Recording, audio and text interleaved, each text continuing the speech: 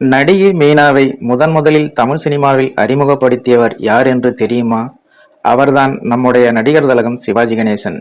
என்னன்னு பார்க்கலாம் வாங்க, பதிவிற்குள் போகலாம்.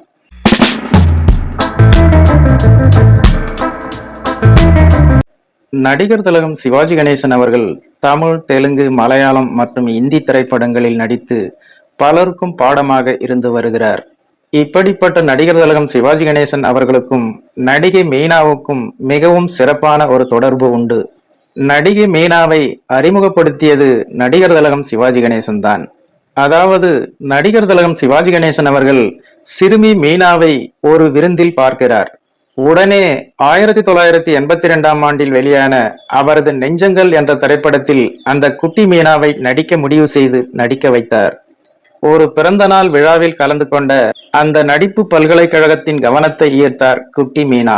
அதன் பிறகு பல திரைப்படங்களில் குழந்தை நட்சத்திரமாக ஜொலித்தார் நடிகை மீனா என்பது குறிப்பிடத்தக்கது.